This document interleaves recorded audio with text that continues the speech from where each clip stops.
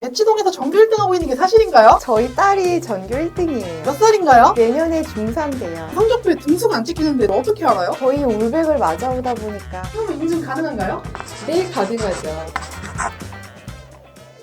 오늘은 전교 1등의 공부 방법을 알려드리려고 하는데요. 제가 직접 딸에게 물어봤어요. 차근차근 5가지로 알려드릴 건데요. 첫 번째는 평소 공부법은 어떤지, 또 시험기간 공부법은 어떤 건지 알려드릴 거고요. 두 번째는 과목별로 공부 방법 차이를 알려드릴 거고요. 이것도 진짜 중요하죠. 수면 관리. 네 번째, 식단 관리. 5번째, 스트레스와 멘탈 관리. 이렇게 5가지로 하나씩 얘기해 보도록 하겠습니다.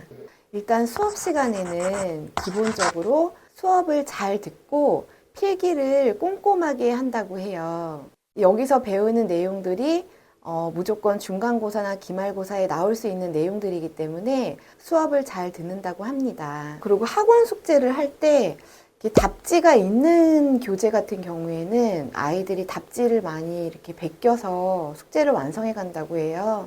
근데 저희 딸 같은 경우는 한 번도 그런 적이 없고 항상 자기가 다 풀어서 숙제를 마쳤다고 합니다. 시험 4주 전부터는 핸드폰에 있는 인스타를 삭제를 하고 유튜브를 보지 않습니다. 내신 대비 수업을 듣는 과목은 학원에서 워낙 문제풀이 양이 많아요. 일주일에 거의 200문제까지도 푸는 과목들이기 때문에 학원에서 공부를 좀 많이 하는 편이고요. 학원을 다니지 않는 과목들은 집에서 한 과목당 문제집을 한 4권 정도를 준비를 해서 다 풀기 시작합니다. 시험 기간에 문제풀이를 많이 하면요, 100점을 맞거나 아니면 1개 정도 틀리는 그런 결과를 가져옵니다. 두 번째로 국영수사과 과목별로 공부 방법에 대해서 말씀드릴게요. 국어는 내신 대비 학원을 보통 다니는 편이에요. 평소에는 학원을 다니지 않지만요. 근데 이제 이 내신 대비 학원을 다닐 때는 워낙에 문제풀이를 일주일에 한 200개 정도로 많이 하기 때문에 문제의 지문이 길어요. 그래서 전체적인 흐름을 읽으려고 노력하면서 문제를 많이 푸는 게 국어 시험 방법이고요. 영어 같은 경우는 이제 국어와 같은 방법인데 이게 언어가 영어일 뿐입니다. 그러니까 이것도 전체적인 그러니까 전체적인 문단의 흐름을 읽으려고 노력하면서 문제를 많이 풀고요. 그리고 문법 공부, 어휘 공부를 꼼꼼하게 하고요. 그리고 교과서의 문장을 외우는 편이에요. 중학교 영어는 난이도가 높지 않기 때문에 교과서 문장을 좀 꼼꼼하게 외우면 그게 시험에 많은 도움이 된다고 합니다. 수학 같은 경우는요, 지금은 학원을 다니지 않아요. 이제 고등학교 과정을 사실은 다 마쳤기 때문에 집에서 이제 당분간 수학 학원을 쉬면서 문제집만 풀고 있는데요. 이제 시험 기간에는 수학을 어떻게 공부하느냐면 이제 시험과 비슷한 난이도의 문제집을 하나 풀고요. 시험보다 어려운 난이도의 문제집, 그러니까 킬러 문항이 내신 시험에 잘 나오진 않지만 혹시라도 나올 수 있는 킬러 문제에 대비하기 위해서 A급을 풀고 있습니다. 센과 A급 이 2개의 문제집을 풀고 있어요. 그리고 과학 같은 경우는 교과서에 이렇게 좀 문제들이 많이 나와요. 무슨 스스로 확인하기 이런 부분들까지 이제 꼼꼼하게 좀 공부를 다 하는 편이고요. 과학의 모든 시험 기간에 해당하는 모든 내용을 이렇게 A4 용지에 자기가 적어가지고 이렇게 한 번씩 이렇게 정리를 하고 넘어가더라고요.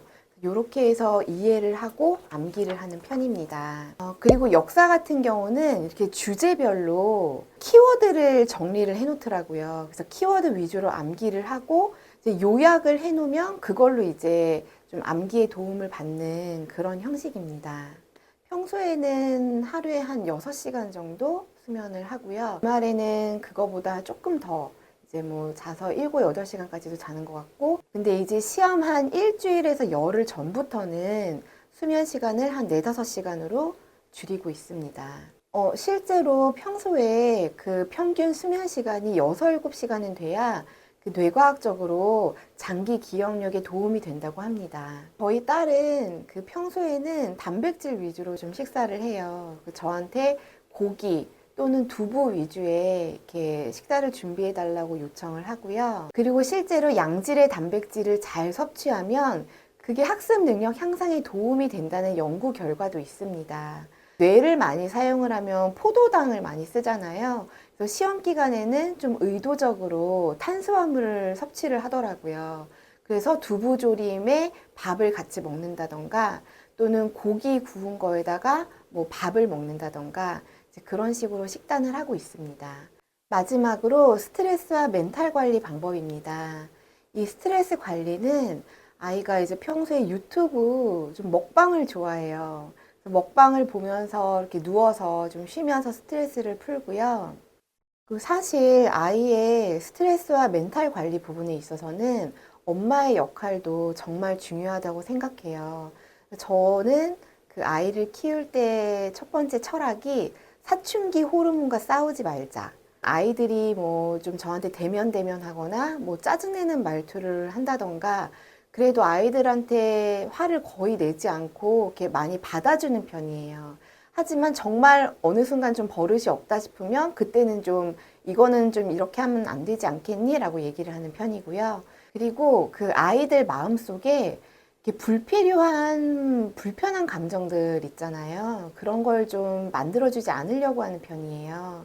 그래서 아이들이 집에서는 에너지를 얻어갈 수 있게 마음 편하게 쉴 수 있게 그렇게 해주려고 이렇게 엄마로서 제가 많이 참고 노력을 하는 편입니다.